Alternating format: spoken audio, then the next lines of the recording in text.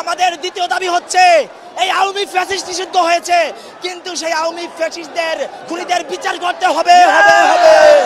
যতদিন পর্যন্ত বিচার করা হবে না ততদিন পর্যন্ত আবারও শাহবাগে আন্দোলন করে তুলব। আমাদের বিচার চাই, বিচার চাই, বিচার চাই, বিচার চাই। আপনারা সবাই আমাদের সঙ্গে থাকবেন। বিচার চাই, বিচার চাই। আলহামদুলিল্লাহ, আমাদের দেশটা আর দেশ মানুষের দেশ ছিল না। এদেশ খুন, ঘুম, রাহাজানি, মানুষের নিরাপত্তা বলতে কিছু ছিল না।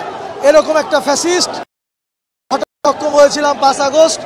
আজকে আমাদের দাবি ছিল, তার সেদিনই আসলে দেশের মানুষ সিদ্ধান্ত নিয়েছিল যে আওয়ামী লীগ বাংলাদেশে নিষিদ্ধ হবে। কিন্তু এরপরেও আমাদের জানি না কোন শক্তির বলে এতদিন পর্যন্ত ফ্যাসিস্টকে নিষিদ্ধ করা হয় না, আওয়ামী লীগকে। আজকে আমাদের তীব্র আন্দোলন ছিল। এই তীব্র আন্দোলনে দেশের মানুষ নেমে এসেছে। ইসলামী আন্দোলন বাংলাদেশের আমির মুফতি সৈয়দ রেজাউল করিম পীর সাহেব চরমনের নির্দেশে আমরাও আজকে মাঠে ছিলাম। এটা আমাদের প্রচণ্ড আনন্দের বিষয়। আমরা ভাষায় প্রকাশ করতে পারছি না আমাদের আনন্দ আছে কতটুকু। এই অনুভূতি আসলে বলে বোঝানোর মতো না। জুলাইয়ের পর থেকেই আমরা আওয়ামী লীগকে নিষিদ্ধ করার মতো বিভিন্ন রকমের কার্যকলাপ দিয়ে যাচ্ছি, কিন্তু এই ফ্যাসিস্ট স্বৈরাচারের দোসরেরা বারবার বিভিন্ন রকমের প্রহসন দেওয়ার চেষ্টা করছে। যেমন আমরা দাবি তুললাম আওয়ামী লীগ নিষিদ্ধের, তারা ছাত্রলীগকে নিষিদ্ধ করলো। এই ধরনের প্রহসন আমরা আর মানি নাই।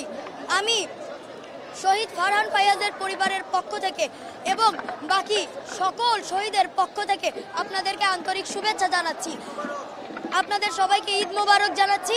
এবং আমাদের সময়ের দাবি, যেটা এখন এই মুহূর্তে একটাই দাবি, প্রতিটি শহীদের, প্রতিটি আহতের যারা পরিবারকে পুনর্বাসন করা এবং আমার ভাই সহ আমার বোনেরা প্রত্যেকটি শহীদের খুনের বিচার করা।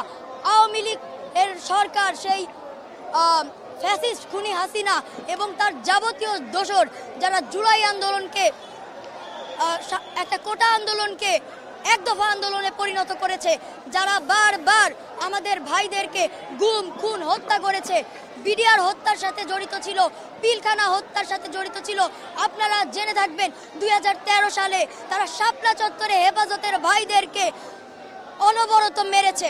আমরা সেই প্রত্যেকটি খুনের বিচার চাই। এবং কিভাবে সচিবালয়ে আগুন লাগলো, আওয়ামী লীগের যাবতীয় দুর্নীতির নথিপত্র কিভাবে পুড়ে গেল, 7 নম্বর রুমে কিভাবে আগুন লাগলো, সেইটা সম্পূর্ণ আমরা জানতে চাই। এবং যে বা যারা এই আওয়ামী লীগের দোসরদের, এই হত্যা মামলার আসামিদেরকে ইমিগ্রেশন পাস করে দিচ্ছে, যারা অন্য দেশে করে দিচ্ছে, তাদের প্রত্যেককে আইনের আওতায় আনতে হবে। সেটা হতে পারে কোনো বিরোধী দল, হতে পারে আমরা যদি করে থাকি, আপনারা উপযুক্ত প্রমাণ সহ আমাদের বিরুদ্ধেও পদক্ষেপ নেবেন। ধন্যবাদ।